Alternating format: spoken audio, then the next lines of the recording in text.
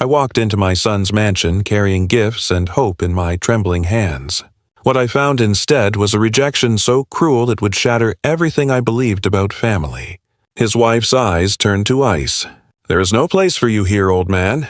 She placed a plastic plate on the hardwood floor, the kind used for children's birthday parties, for dogs, for anything less than human. My son's laughter cut through the room like broken glass. "Eat like a dog," he said. In that frozen moment, silence became a weapon sharper than any blade. Betrayal by blood runs deeper than any knife ever could.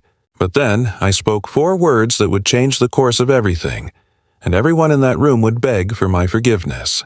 Before we continue, please subscribe to the channel and write in the comments what time it is where you are right now. I pulled my truck into Marcus's driveway and killed the engine, sitting in the suffocating quiet that followed. Through the windshield, his house materialized like something from a magazine. All sharp angles and gleaming glass, the kind of modern architecture that screamed wealth at anyone who dared approach. 3 luxury vehicles lined the street like trophy animals. A Mercedes, a BMW, a Tesla, each one worth more than my entire pension.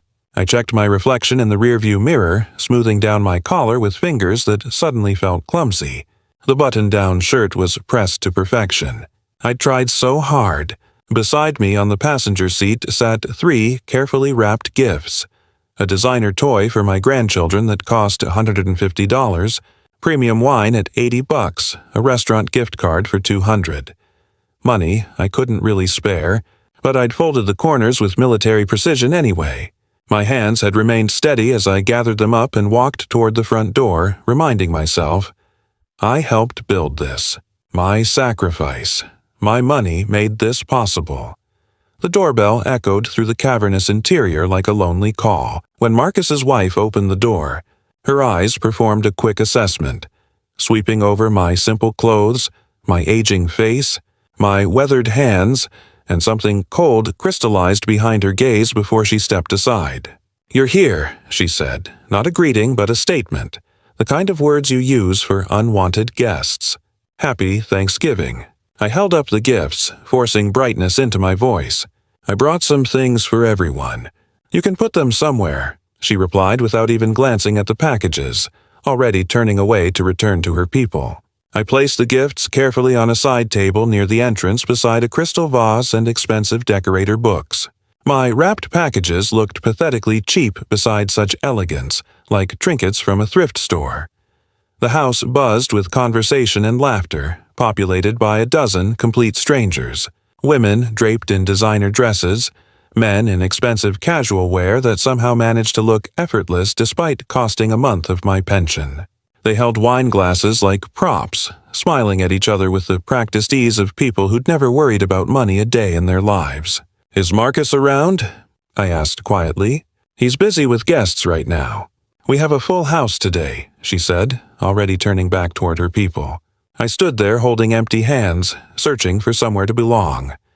Across the room, I spotted Marcus near the fireplace, gesturing animatedly to a man wearing a watch that probably cost more than my truck. When he saw me, he waved, casual, dismissive, but didn't come over. His attention remained firmly on more important matters. I tried joining a conversation near me. 3 women in their 40s paused as I approached. "Hello," I said. "I'm Thomas, Marcus's father." "Oh, how nice," one of them replied with a smile so polite it was almost cruel. "And what do you do?" "I'm a retired firefighter." "Oh, how nice," she repeated mechanically, and their bodies angled away, closing me out like a door slamming shut. I moved toward Marcus, desperate for some connection. He was deep in conversation, but I needed to reach someone in this room. "Hey, son. Good to see you," I managed. "Hey, Dad. Glad you could make it. This is Richard." He owns the commercial real estate firm downtown. Richard extended a limp hand. "Pleasure. I wanted to catch up," I said to Marcus. "It's been a while since we really talked." "Yeah, we'll talk later," he said, already turning back to Richard. "So, tell me about that property deal you mentioned." I stood there a moment longer, completely invisible, then moved away. Above the fireplace, a framed photograph stopped me cold. Marcus as a boy, maybe 8 years old, sitting on my shoulders at a fire station open house. His gap-toothed grin, my proud smile etched into memory. I remembered that day perfectly, teaching him how the equipment worked, letting him wear my helmet, the pure joy in his eyes. Other memories flashed in rapid succession. Bike riding lessons in the park, Saturday morning pancakes, soccer games where I cheered until my voice gave out.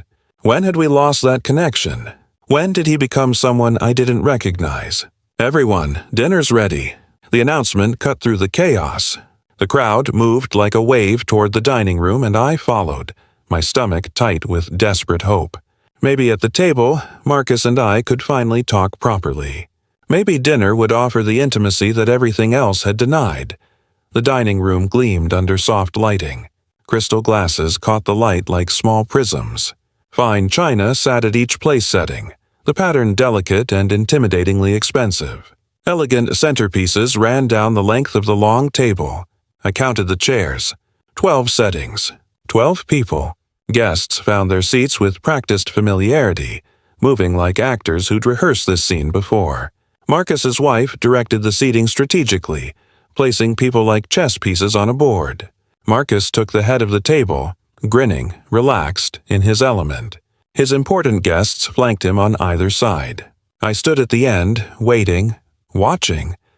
People filled in around me, leaving me standing completely alone. 5 seconds passed. 10.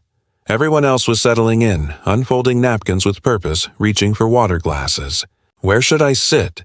My voice came out smaller than I intended.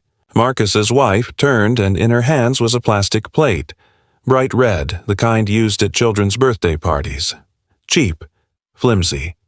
"Thomas, I'm sorry, but all the seats are taken." We weren't expecting such a full house this year. The room's noise dimmed. I felt every eye turning. But I told Marcus I was coming. "We talked last week. Did you?" "Well, it must have slipped his mind." She walked toward me, holding that plastic plate like a weapon. "Anyway, you can eat here," she said, setting it on the floor right next to where people had left their shoes. The room went completely silent. Every eye in that dining room turned to me, then to the plate on the hardwood floor. Abandoned. Humiliating. Marcus's laugh broke the silence. Not nervous, not sympathetic, but genuine, cruel amusement. "Come on, Dad, eat like a dog. You're used to simple living, right? Firefighters aren't exactly picky eaters." A woman gasped softly. A man coughed. Someone looked away. His wife returned to her seat as if nothing had happened. "Let's all sit down. The turkey is getting cold." I stared at that plastic plate. Red against hardwood. A child's plate. Less than a plate. An insult made tangible and unbearable. I looked up at my son, searching his face for shame, for regret, for any recognition that he'd crossed an unforgivable line. I found nothing. Just that careless smirk, that easy confidence of a man who believed he could do anything without consequence. My hands began to shake, not from weakness, but from fury rising in my chest like a wave I could barely contain. I looked at each face around that gleaming table. Their expensive clothes, their uncomfortable expressions, their complicity. These people who'd never risked anything, never run into a burning building, never given everything for someone they loved. The room held its breath. I reached down slowly, my knees cracking with age. My fingers closed around the plastic plate. It weighed nothing, exactly what it was worth. I straightened, holding it at chest level, my jaw tightening with controlled rage. I stared at my son across that pristine table with all his important friends watching. The silence stretched like a taut wire.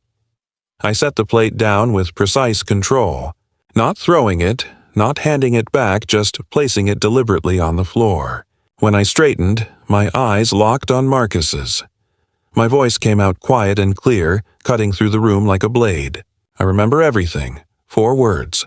That was all it took. Marcus's smirk faltered. "What? What's that supposed to mean?" I turned toward the door, didn't run, didn't storm out, just walked with steady purpose. "You'll find out," I said without looking back. "Don't be childish. It's just dinner." His wife's voice had that sharp edge reserved for when things weren't going according to plan. "Dad, come on. Don't be dramatic." Dad.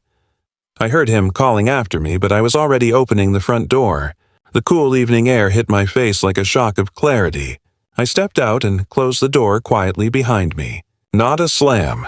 Control mattered now more than ever. Behind me, muffled through the door. What just happened? His wife's dismissive response. He's always been overly sensitive. Outside, the November air cleared my head slightly. I walked to my truck on legs that felt disconnected from my body. When I reached for my keys, my hands were shaking so badly I dropped them twice before getting the door open. I sat in the driver's seat for a full minute, staring at nothing, then started the engine and put it in drive. As I pulled away from that perfect house, I glanced in the rearview mirror. All those luxury cars still parked there, warm light spilling from the windows. They were inside celebrating, and I was driving away into the darkness, completely alone. The route home blurred past. I missed my highway exit. Had to circle back. My knuckles were white on the steering wheel. Passing a car wash triggered the first memory like a sudden punch. Gallatin 20. Marcus in my kitchen, laptop open, showing me glossy photos of luxury vehicles. His eyes bright with the fever of ambition. Dad, I've got this incredible opportunity. Premium auto detailing. High-end car care for luxury vehicles. But I need $45,000 to start. That's a lot of money, son. I know, but it's an investment. In 2 years, I'll pay you back with interest. This is going to make our family name mean something. You really think you can do this? Dad, I promise. Trust me. I remembered writing that check, how my hand had cramped slightly from the large numbers. Marcus hugging me tight, his voice thick with emotion.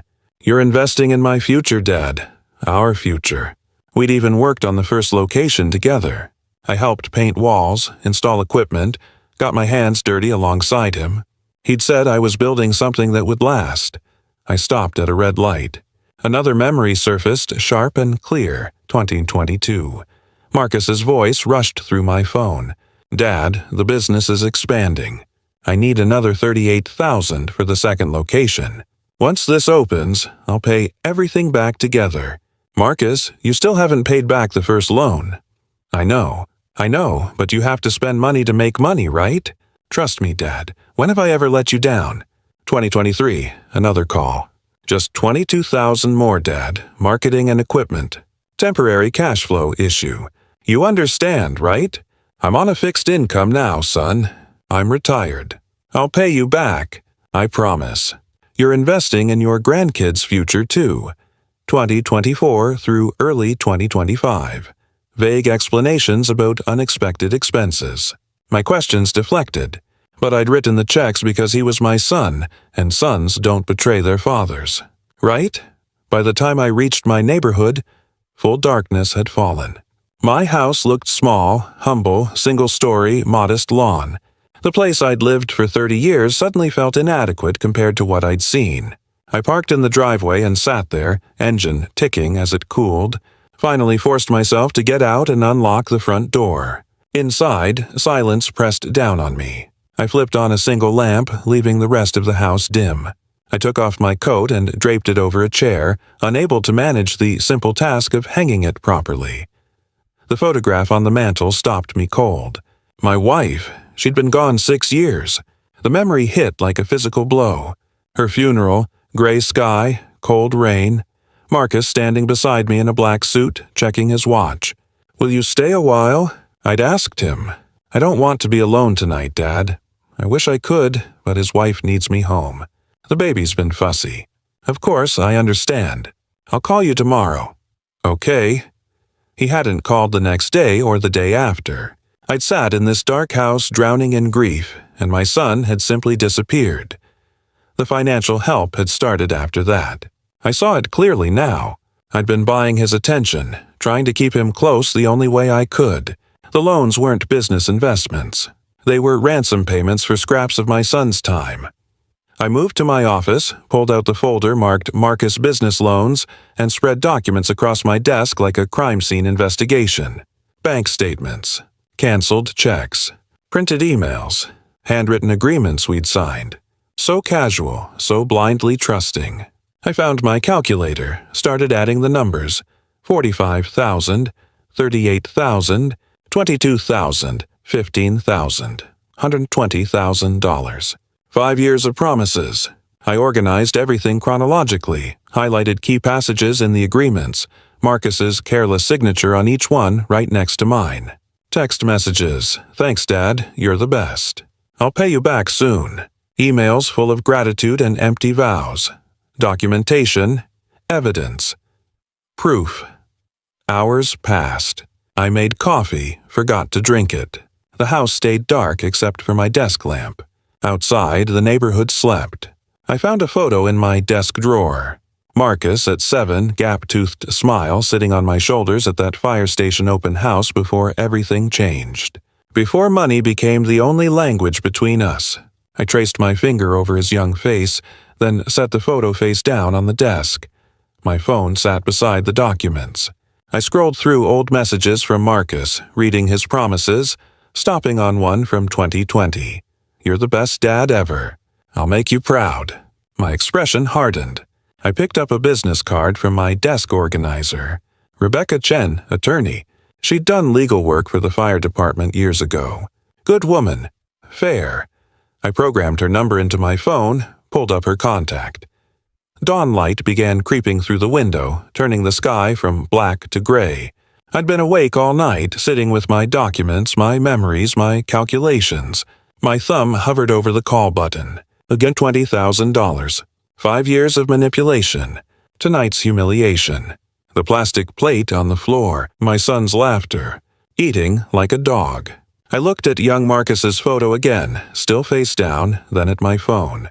The hurt was transforming into something else, something harder, colder, something that felt like justice. I took a deep breath.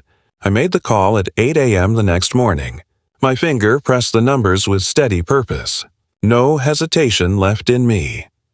The fire department's legal aid hotline for retirees connected me with a counselor who listened without interruption. I need advice about recovering money I loaned to a family member, I said. My son, he's refusing to pay it back. I'm sorry you're dealing with this. Her voice carried genuine sympathy. These situations are always painful. Do you have any written agreements or documentation? Yes, loan agreements he signed, bank statements, text messages promising repayment. Everything. That's good. That's very good. Papers rustled on her end. Let me give you the name of an attorney who specializes in these cases. Rebecca Brennan. She's helped other retirees in similar situations. I wrote the name down carefully. Thank you. I need to do this right. The next few days, I became someone I recognized from my firefighting years. Systematic. Thorough. Mission-focused. I spread every document across my dining table and organized them by date. Bank statements in one pile, canceled checks in another. The loan agreements, 5 of them, each bearing Marcus's careless signature, got their own section. Text messages I'd printed out. Emails full of his promises, all arranged chronologically. I bought a 3-ring binder and sheet protectors, created dividers with labeled tabs, wrote a timeline on legal paper. November 2020, first loan, $45,000. March 2022, second loan, $38,000. Each entry included the amount, Marcus's stated purpose, his promise of repayment. By the time I finished, the folder looked professional, official, the kind of evidence that spoke for itself. The work helped, turning grief into data, betrayal into proof. My hands stayed busy while my mind stayed sharp. Brennan's office occupied the 3rd floor of a modest building in downtown Phoenix. The waiting room held outdated magazines and a tired receptionist behind scratched glass. When she called me in, I stood, shook her hand with the firm grip my father had taught me. Her office smelled like old paper and coffee. She gestured to a chair across from her desk, and I sat, opening my folder with care. "This is thorough," Rebecca said, flipping through pages. She was late 50s, graying at the temples, reading glasses perched on her nose. "You've documented everything well, Mr. Gordon. Under Arizona law, we can pursue this. Family loans are enforceable contracts if there's evidence of intent to repay. So, I have a case." "You have the foundation of a case," she said, setting down one document, picking up another. "But I'll be honest, we need more. We need proof your son used this money for the stated business purposes and evidence of his current financial capacity." That's where investigation comes in. My chest tightened. How long will this take? If we file suit, 4 to 6 months to get to court. Maybe longer if they fight it. I looked at Marcus's signature on one of the agreements. The ink slightly smudged where his hand had moved too fast. I waited 5 years for him to do the right thing. I can wait 6 more months for justice. Rebecca recommended a private investigator that same afternoon. I met Stephanie Torres at a coffee shop 2 blocks away. She arrived exactly on time. Black blazer, direct eye contact, notebook already open on the table. I need to be clear about what I can and can't do, she said after we'd exchanged basic pleasantries. I can verify business filings, check public records, observe operations in Arizona. I can record conversations I'm part of. That's legal here. But I can't hack computers or trespass on private property. I just need the truth. I wrapped both hands around my coffee cup. What's his business really like? Is he actually successful, or is it all for show? I'll find out. Give me 2 weeks for the initial investigation. I'll document everything that's legally admissible. That's all I'm asking for. Facts. She smiled slightly. You'd be surprised how often facts are enough. Her fee was steep, $150 per hour plus expenses. I signed her contract with hands that only trembled slightly. This was money I couldn't easily spare, but Rebecca had been clear. Without evidence, I had nothing but old promises and wounded pride. As I sat in my truck afterward, engine idling in the parking lot, I thought about Marcus and his wife at that table. Their wealthy friends, their expensive clothes, their desperate need to appear successful. The lawsuit would hurt them financially, assuming I won. But there was something else they cared about even more than money. Their reputation. The idea planted itself in my mind like a seed. I didn't know how to use it yet, but I knew it mattered. Legal revenge was one path. Social consequences might be another. A few days later, I drove to the cemetery with flowers. White roses, my wife's favorite. I'd passed a small shop called Desert Bloom dozens of times without stopping. But today, I pulled into the lot. Inside, the air smelled green and alive.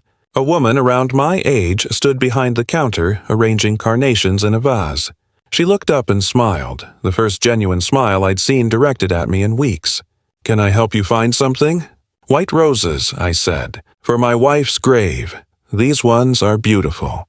They're popular this time of year. She selected a dozen with careful hands, wrapping them in brown paper. "I'm sorry for your loss."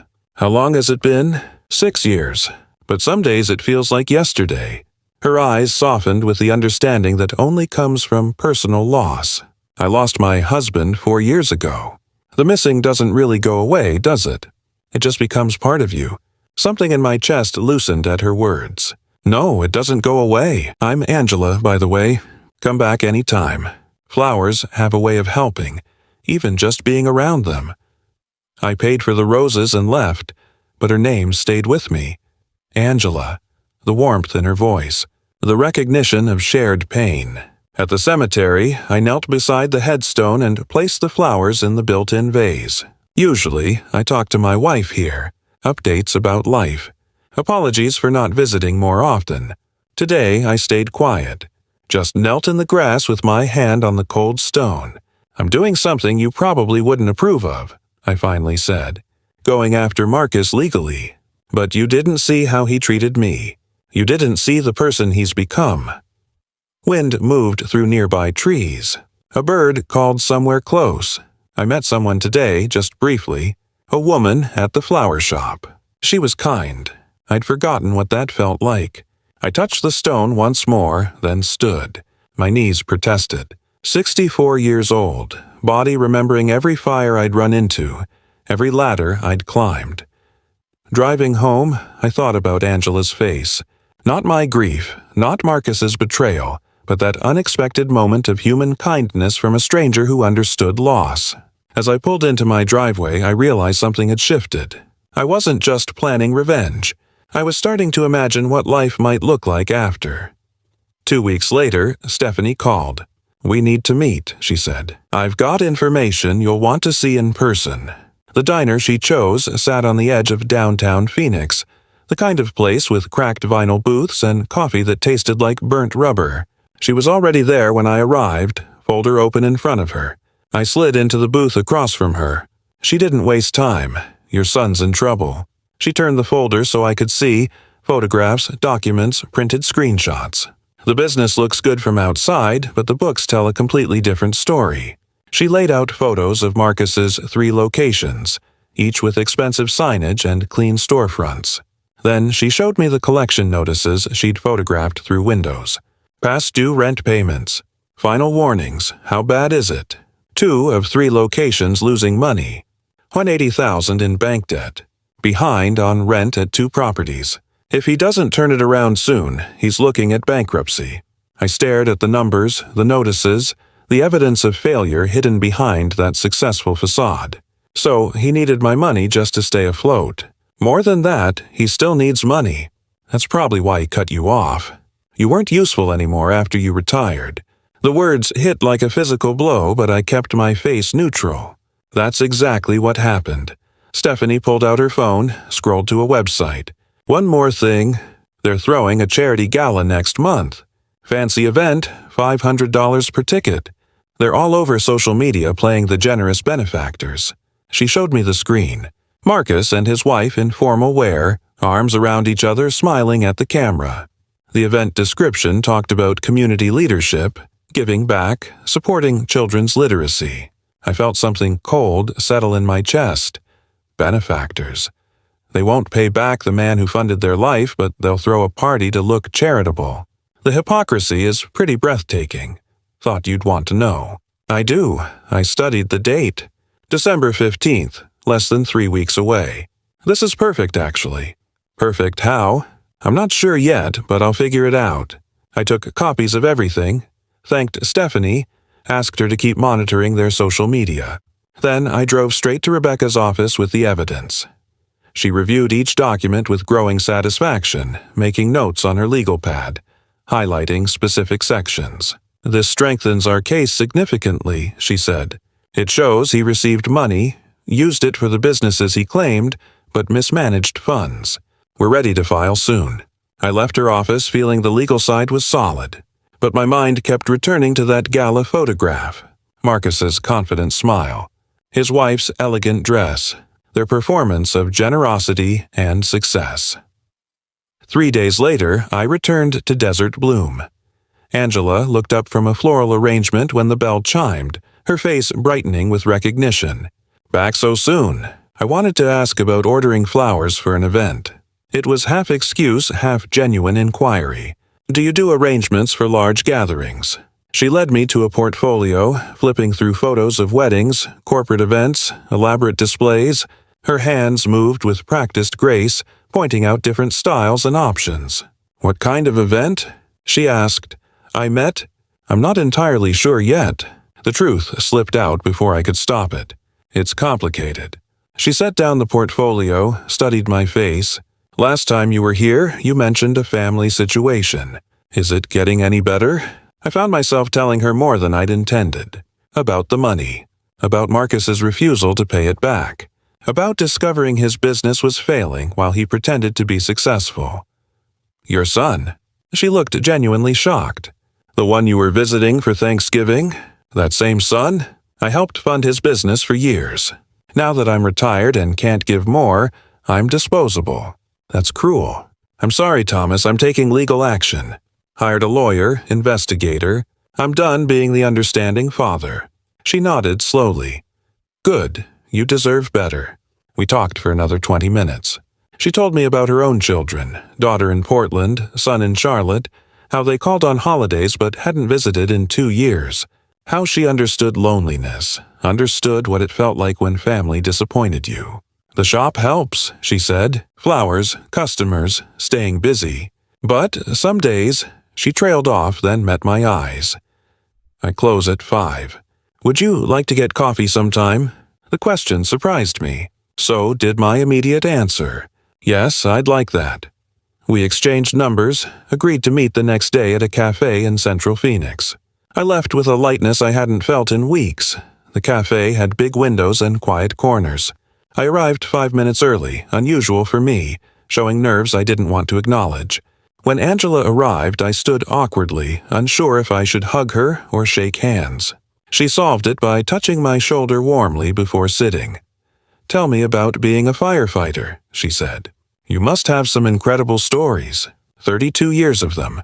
Some scary, some funny, some that still keep me awake at night. What made you do it? Run into burning buildings when everyone else runs out?"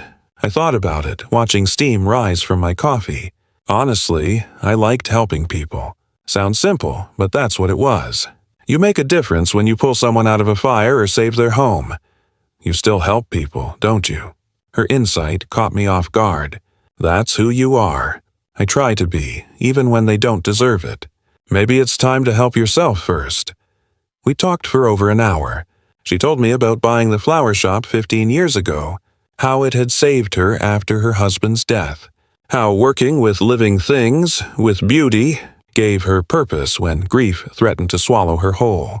I told her about the firehouse, the brotherhood, the satisfaction of work that mattered, about my wife and the hole her absence left, about feeling lost in retirement, like I'd stopped being useful.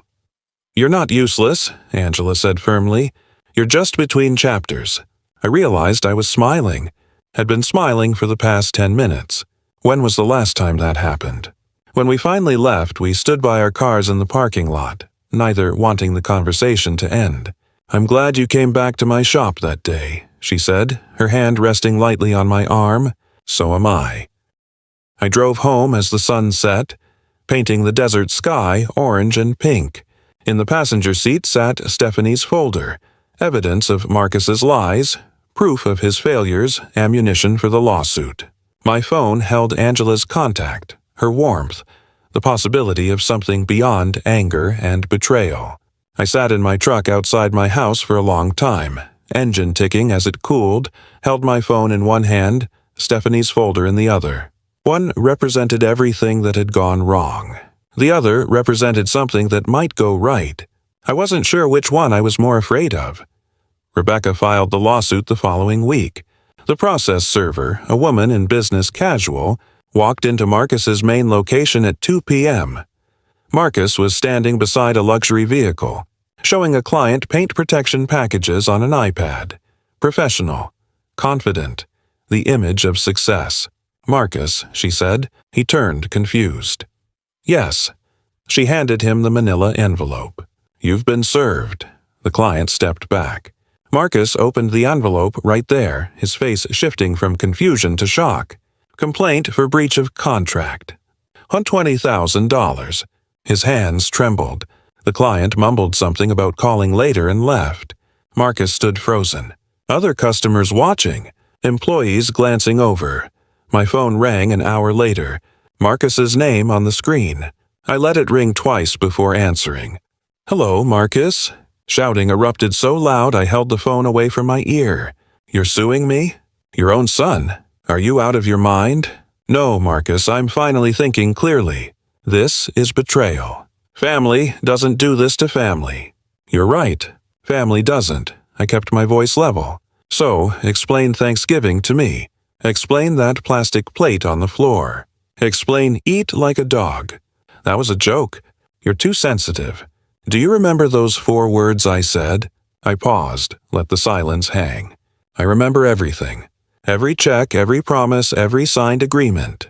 And I have proof. You're going to regret this, old man. Have your lawyer contact mine." I hung up while he was mid-sentence, set the phone face down on the table. My hand shook slightly, but my jaw was set. Over the next few days, his wife launched her campaign. Angela had suggested I check Facebook, see what they were saying. I found posts, photos of them looking somber. The caption talked about unexpected challenges and family situations that test your strength. The comments overflowed with support. "You two are so strong," sending prayers. I scrolled through more posts, each one carefully crafted, hinting at my instability without naming me. I screenshot everyone, evidence if I needed it. Then the phone calls started. "Thomas, honey, I'm worried about you." My cousin Barbara's voice dripping concern. "Marcus called me and he said, 'You're confused about some money.'" "I'm not confused, Barbara. I loaned him $120,000 over 5 years. He signed agreements to repay. He never did. Now I'm suing. But, Thomas, are you sure you didn't give him that money as gifts? Maybe you just forgot. Barbara, I have documents, bank statements, his signature on loan agreements. I'm a retired firefighter, not a millionaire. I don't give six-figure gifts. A pause. His wife said you've been having some difficulties. Memory issues. His wife is lying. Each call followed the same pattern. Family members, old friends, all coached with the same narrative. Poor Thomas, confused, needs help. Some I convinced with documentation. Others had already decided. Angela met me for coffee 3 times that week. She listened to me vent about the calls, about his wife's posts. She didn't just sympathize. She got angry. They're gaslighting you. You know that, right? I know what they're doing. I stirred my coffee without drinking it. It's just hard when people you've known for years look at you like you're losing it. You have documentation. You have a lawyer. You have the truth. Don't let them make you doubt any of that. Some people won't even look at the evidence. They've already decided Marcus is the victim. Then they're not worth your time. Focus on winning your case. She was right. She was absolutely right. That evening, Angela invited me to her house for dinner. I arrived with a bottle of wine, nervous in a way I hadn't been since I was young. Her home was modest but warm, lived in, comfortable, real. She'd cooked pot roast. Nothing fancy, but it smelled like home. We ate at her kitchen table, talking easily. She told me about a difficult customer that day, someone who wanted roses but complained they smelled too much like roses. I laughed, actually laughed, for the first time in weeks. After dinner, we moved to her couch with coffee. The conversation drifted to deeper things. Her late husband, my late wife, what it meant to start over in your 60s. I like having you here, she said quietly. It's nice to cook for someone again, to have conversation over dinner. I like being here. I haven't felt this comfortable anywhere in, I don't know how long. Good, then come back often. Any time. We sat close, our knees almost touching. She placed her hand on my arm when I was telling a story about the firehouse. Her touch was warm, steady. I looked at her face in the soft lamp light. Angela, I need to tell you something. Her phone buzzed on the coffee table. She glanced at it, her expression shifting. Thomas, this is from my daughter. She's been following some Facebook posts about an elderly firefighter suing his son. She's asking if I know anything about it. My chest tightened. What exactly is she seeing? Angela read from her phone. She says there's a woman posting about how her father-in-law is having mental issues and falsely accusing them of owing money. The posts don't name names, but the details match. People are commenting, sharing it. His wife. She's spreading it wider than I thought. Angela looked up at me, concern clear in her eyes. Thomas, this could get ugly. The next morning, I told Angela everything. I met her at Desert Bloom before opening. She unlocked the door, surprised to see me. We need to talk, I said. She let me in, locked the door behind us, flipped the sign to closed. We sat in her back office, surrounded by orders and vases. I haven't told you everything about Thanksgiving, I began. About why I'm really doing this. Tell me now. I chose my words carefully, reliving that moment. When I got there, his wife opened the door like I was a stranger. Inside, all these wealthy people. No one talked to me. Then at dinner, there were 12 place settings. 12 people. I stood there waiting. No chair for me. Angela leaned forward. What did they do? Della brought out a plastic plate, one of those cheap kids' plates. She set it on the floor next to where people left their shoes. And she said, "You can eat here." Marcus laughed. He said, "Eat like a dog, Dad. You're used to simple living." Angela's face hardened. That's inhuman. Everyone just stared. That's when I said it. I remember everything. And I left. She reached across, gripped my hand firmly. You should have told me this sooner. I would have understood everything better. Those 4 words, they had 2 meanings. I squeezed her hand back. The obvious one, I'd remember that humiliation. But the real meaning, I remember every check I wrote, every loan agreement, every promise Marcus made, every document with his signature. I'd been keeping records for years, not even knowing why. Some part of me knew I'd need proof someday. You were protecting yourself without realizing it. I wanted to believe in him, but I documented everything anyway. And when he pushed me too far, I had everything I needed. Angela's eyes were wet, but not with pity, with fury on my behalf. That's not revenge. That's justice. My phone rang. Stephanie. Her voice was tense. We need to meet now. This is urgent.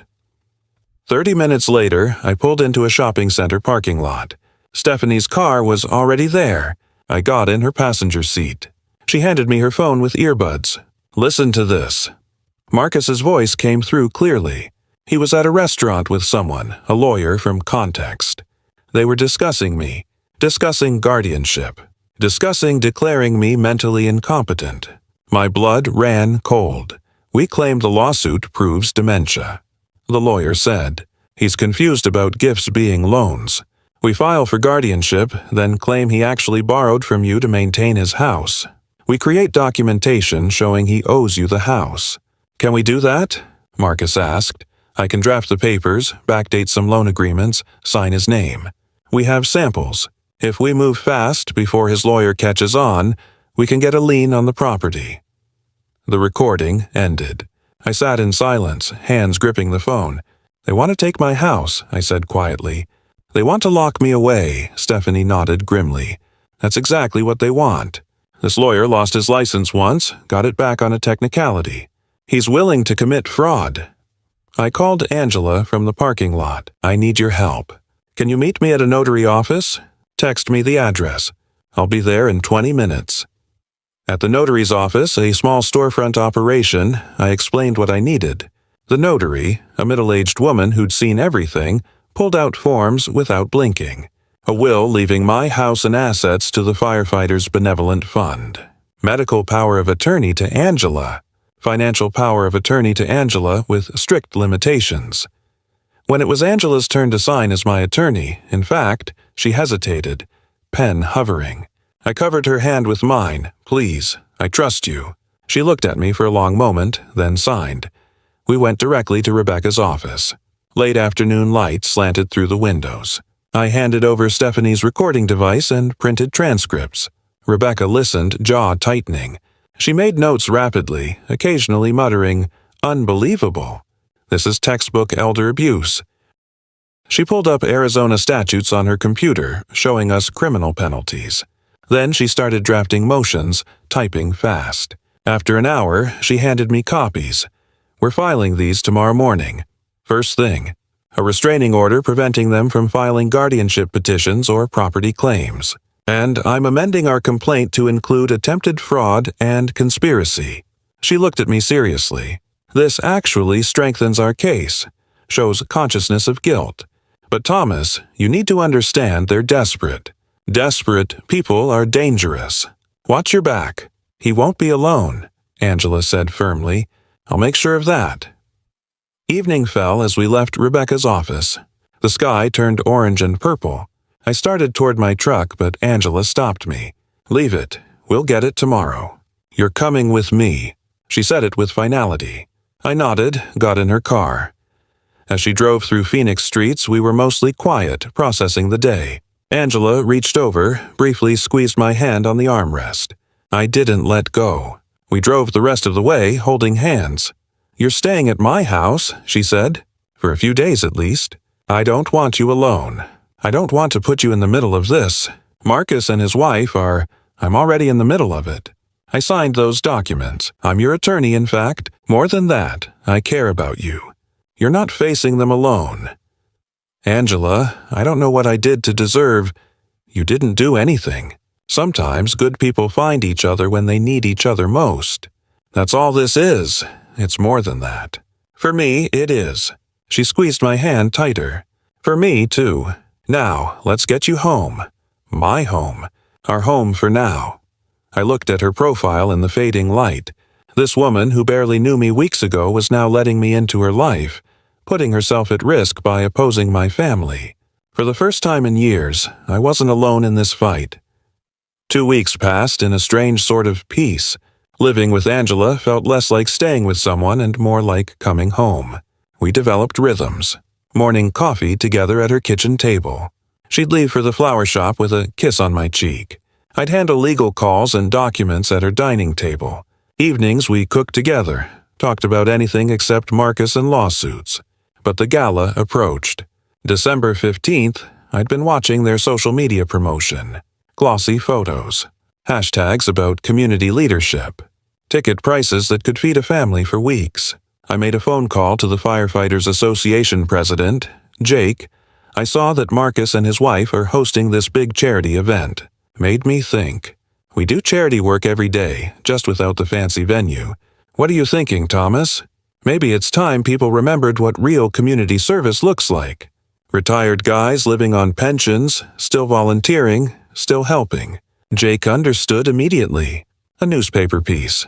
I know someone at the Chronicle. Just highlighting the good work. Nothing controversial, just truth. The reporter who interviewed me was young, earnest. She asked about my years of service, what retirement meant, how I stayed connected to the community. I said it without irony. She didn't catch the subtext. Will you be at his charity gala this weekend? I'm not on the guest list, but that's fine. Different generations, different social circles. The article published December 15th, Phoenix Chronicle, Local Heroes section.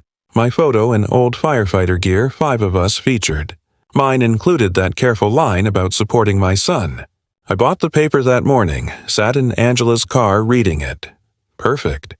Just factual enough to seem innocent. Positioned exactly right to raise questions. That evening, while the gala happened across town, Angela and I stayed home. We cooked together. Pasta with her late husband's recipe for marinara sauce, something she hadn't made in years. She said cooking it with me felt right, not sad. We ate by candlelight, talked about her daughter in Portland, about whether we should visit in spring. My phone buzzed. Text from Jake. Articles getting shared everywhere. Fire department's official page posted it. Good visibility, I smiled. Set the phone aside. Everything went as planned? Angela asked. Better than planned. Does it feel good? The revenge. I considered her question. It's not about feeling good. It's about them understanding that actions have consequences. That they can't just erase me and expect no one to notice. Later, I learned what happened at the gala. Wendy had a contact there, sent me details the next day. Marcus and his wife looked perfect. Him in a tuxedo, her in a designer gown. They worked the room, posed for photographers, played their roles flawlessly. Then guests started mentioning the article. I saw something wonderful in the Chronicle today. Your father's firefighter service. Such an impressive career. Marcus deflected with vague smiles. Someone asked directly, why isn't your father here tonight? This seems like the kind of event he'd appreciate. He's busy with other commitments, Marcus managed. But the questions kept coming. Then Richard Chambers, one of Marcus's business investors, cornered him near the bar. Marcus, we need to talk about something I heard. There's a lawsuit from your father over business loans. Is that accurate? Marcus's smile went rigid. It's a misunderstanding. Family matter being resolved quietly. Except it's in court, public record. And if you're disputing legitimate business loans from family, that makes me question your financial ethics. Our investment was based on trust. His wife tried to intervene, but Chambers wasn't finished. Integrity matters in business. We'll be reviewing our position. The gala didn't collapse, but it ended in whispers. I wasn't there to see it, but I could imagine his wife's frozen smile, Marcus's mounting panic. I didn't need to watch them fall. Angela found me later scrolling through updates on my phone. She took it from my hands, set it on the coffee table. Dance with me, she said. The radio was playing something soft from the 60s. I hesitated. I hadn't danced in decades. But I took her hand. We moved slowly in the small space between couch and coffee table. She rested her head on my shoulder. You're a terrible dancer, she murmured. I laughed. I warned you. I don't care. This is perfect. The music played. Outside, Phoenix glittered with December lights. Somewhere across town, Marcus and his wife were cleaning up after their compromised event. But here in this small living room, I was exactly where I needed to be. Angela, I need to say something. I'm falling in love with you. I probably already have. She pulled back to look at me. Probably. Definitely have. Good, because I'm already there too.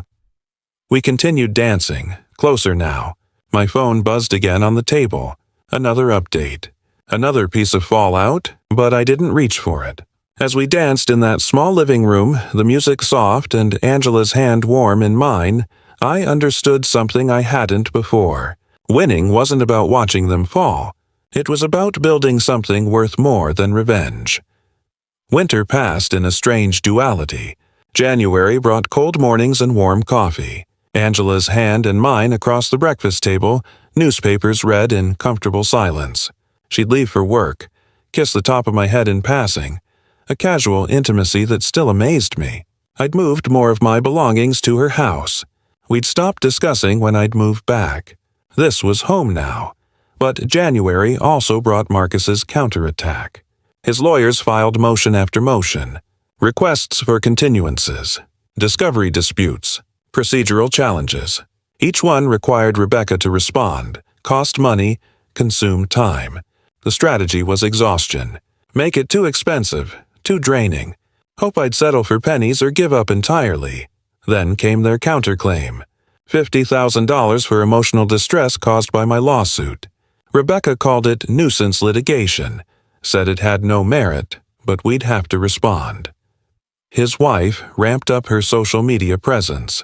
Posts about toxic family dynamics, elder manipulation tactics. Never naming me, but the details were unmistakable. Her friends commented supportively, creating an echo chamber of sympathy. Some posts went viral in certain circles. Young families victimized by greedy older relatives who gave gifts, then demanded return. I saw these posts. They stung. Look at this. I showed Angela one evening. She's calling me a predator. Says I'm trying to steal their future. Angela read it, then set my phone face down on the table. She's lying. She knows she's lying. The question is, do you know that? Of course I know. Then why are you letting it hurt you? These people don't matter. Her friends don't know you. They don't know the truth. Your lawyer knows. I know. The judge will know. That's all that matters. I exhaled slowly. You're right. I know you're right. Let it roll off. Save your energy for the trial and for us. We're more important than her lies. February brought evening walks around her neighborhood, planning our future between streetlights. When this is over, really over, what do you want your life to look like? Angela asked, honestly, quiet, peaceful. I want to wake up without checking for legal motions. With me? Yes, definitely with you. I've been thinking maybe I should sell my house. Move in here officially if you want that. She stopped walking, turned to face me. Are you asking what I think you're asking? Not marriage, not yet, but living together. Really together. Making this official. Yes, absolutely. Yes. Her smile was immediate. Certain. I want that, too. You're sure? Because once this is really my address, you're stuck with me. She laughed. I'm already stuck with you. Might as well make it official. Late February, Stephanie called with urgent news. I met her at Angela's house. Both of us sitting on the couch while Stephanie set up her laptop. You need to hear this recording. Marcus's voice came through the speakers, slurred with alcohol, frustrated. He was at a restaurant with his business partner, apparently unaware of Stephanie's proximity. The old man thinks he'll win. He can't prove anything. I'll just forge more documents if I have to. Make it look like he's confused. Whatever it takes. He's not getting that money. The partner's voice warning. Marcus, stop talking. I'm serious. Stephanie stopped the playback. This is from 3 days ago. He doesn't know I was there. I sat silent, processing. Angela's hand found mine. Play it again, I said. The second time through, I took notes. Marcus's exact words, the context, the admission of intent to commit fraud. This wasn't just evidence.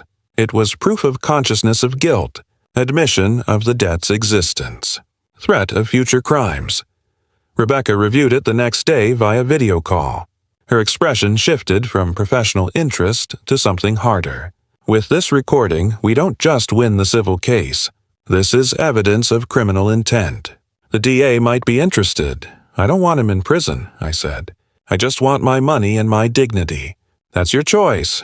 But this recording means he won't fight anymore. He can't win.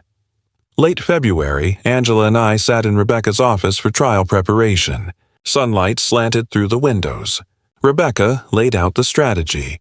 My testimony, the documentation, the timeline of loans and broken promises, and now Marcus's own recorded words. Rebecca said, Marcus's own words will convict him. Trial is set for late April. We're ready. I nodded, but I wasn't triumphant, just tired, ready for this to be over. Angela squeezed my hand. We walked out together into winter sunlight. In the parking lot, I stopped, looked at her. 2 more months, then maybe we can actually start our life. We've already started it, she said gently. This is just the last chapter of the old story. What's the first chapter of the new one? Us together building something good. I opened her car door. Thank you for everything. For standing with me. Where else would I be? We drove home, and it was home now. Fully. Completely. Through Phoenix streets. The afternoon sun warmed through the windows. Trial approaching, but future already beginning. March brought the first real heat of spring and the final countdown to trial. Rebecca's office became my second home. We spent hours at her conference table, documents organized in labeled stacks, each one tabbed, color-coded, ready for court. She played opposing counsel, asking questions designed to rattle me. Mr. Gordon, isn't it true you gave this money to your son as gifts, and now you're fabricating this loan story because you're angry? I pointed to a document. Here's his signature promising repayment. Here's a text message. I'll pay you back, Dad, I promise. These aren't gifts. Rebecca nodded. Good, stay calm like that. Don't let them bait you into anger. I spent 32 years staying calm in emergencies. I can handle a courtroom. That's exactly the energy. Competent, factual, unshakable. Angela attended some sessions, seeing the depth of my documentation for the first time. Afterwards, she said, You really did remember everything. 2 weeks before trial, I was at my house organizing boxes when I heard a car in the driveway. Marcus's BMW. He got out looking haggard. Wrinkled shirt, unshaved, dark circles under his eyes. We stood in the driveway, 10 feet apart. Dad, please, we need to talk. I crossed my arms, waited. I'll pay you back. $2,000 a month. I can do that. Just drop the lawsuit. You swore before many times. I mean it now. I'm desperate. His wife is threatening divorce. My business is falling apart. You're destroying my life. I'm not destroying anything. I'm holding you accountable. There's a difference. He started crying. I'm your son. How can you do this to your own son? I looked at him. Really looked at him. Saw not my little boy, but a man who'd made choices, who'd chosen to treat me like nothing. Evan, I would have forgiven the money, all of it. But that day, that Thanksgiving, that plastic plate on the floor, you showed me exactly what I am to you. Nothing. You can't come back from that with an apology. So, that's it. You're just going to ruin me. I'm not ruining you. You did this to yourself. You took my money, broke your promises, then humiliated me in front of strangers. Actions have consequences, Marcus. That's something you never learned. His face shifted from pleading to fury. You'll regret this. When you're sitting alone in this house, bitter and miserable, you'll regret pushing me away. I'm not alone. I have people who actually care about me. Maybe that's something you'll learn when everyone else leaves you too. We're done. After this, you're not my father. You stopped treating me like a father a long time ago. I'm just making it official. He stormed to his car, peeled out. I stood there watching him go, feeling only sadness for who he'd become. That evening, my phone rang. Unknown number. Thomas, it's Robert. Margaret's brother. I stepped away for privacy. My late wife's brother. Evan's uncle. He'd been silent throughout this whole ordeal. Robert, it's good to hear from you. Too long. I should have called sooner. Thomas, I want you to know, I believe you. I've watched Marcus for years. Saw how he treated you after Margaret died. Saw him lie about his business. Brag about success I knew wasn't real. My voice caught. You saw that? I did. And I'm ashamed I didn't say anything sooner. But I'm saying it now. If your lawyer needs a character witness, someone to testify about Marcus's pattern of dishonesty, I'll do it. Margaret would want me to stand with you. Thank you. You don't know what that means. Family should stand together. And your family, Thomas, always will be. Later that week, Angela and I attended a firefighter's retirement dinner. We arrived together. Clearly a couple. Friends approached, shook hands, congratulated us both. Good for you finding someone.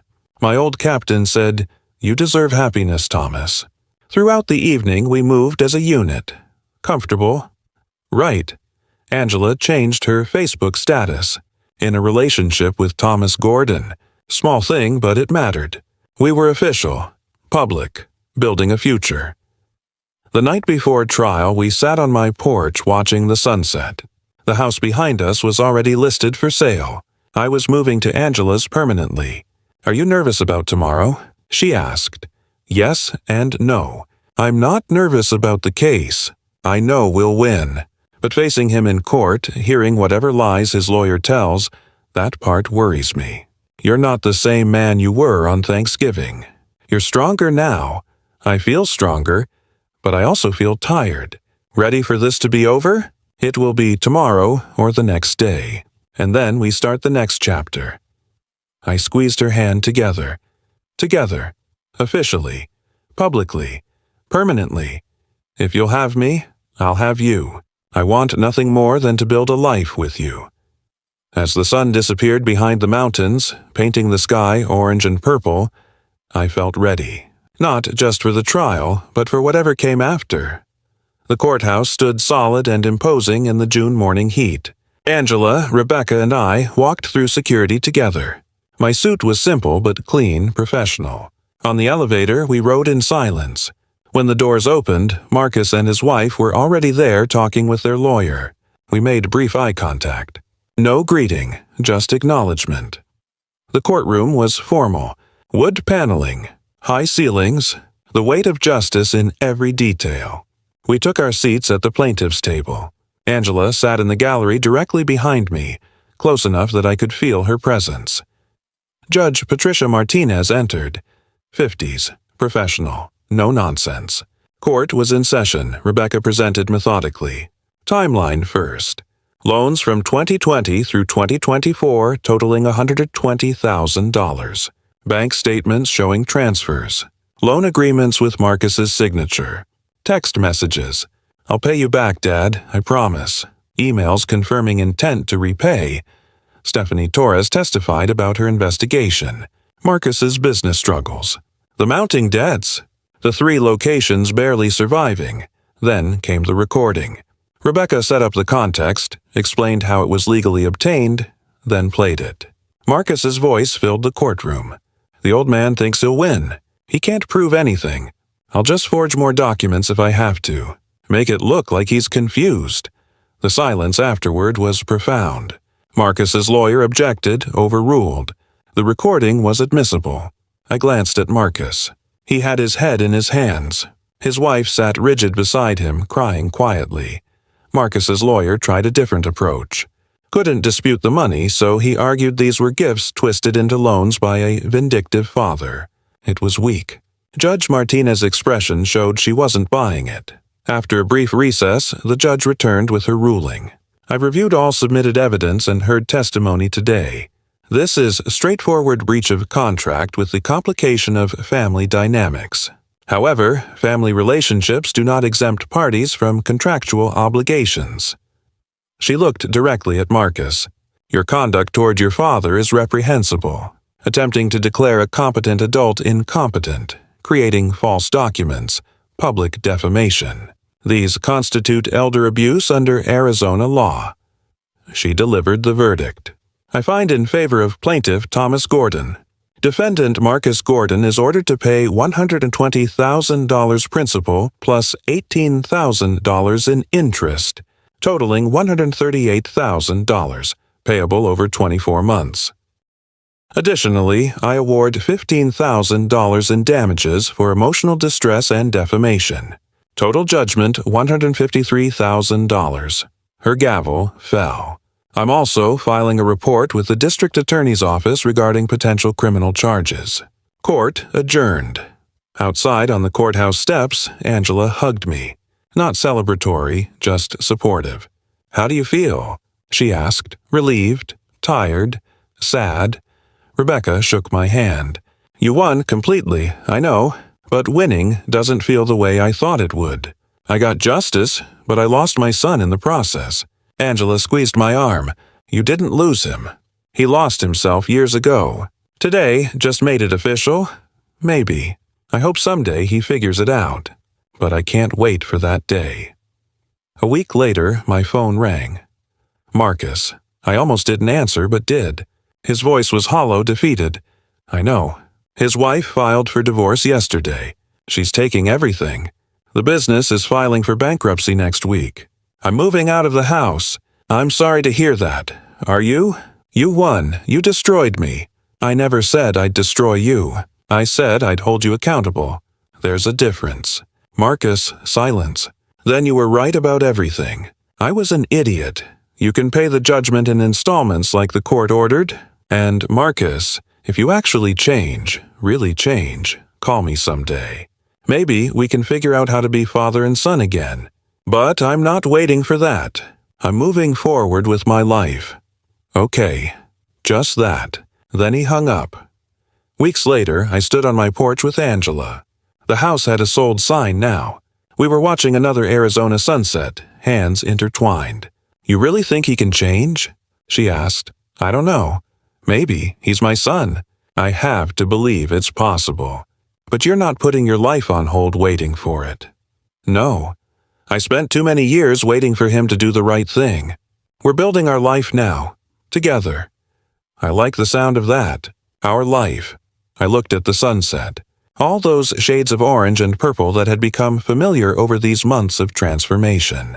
You know what's funny? 6 months ago, I came to his house for Thanksgiving, hoping for family. Now I've got you, and that's more family than I've had in years. She smiled. That's not funny. That's perfect. We stood in comfortable silence. The evening air was warm, gentle. Somewhere across Phoenix, Marcus was rebuilding from nothing. Maybe he'd find his way, maybe not. But my story wasn't about him anymore. "Ready to start the next chapter?" I asked. "Been ready since the day you walked into my flower shop." We went inside together, leaving the porch and the past behind.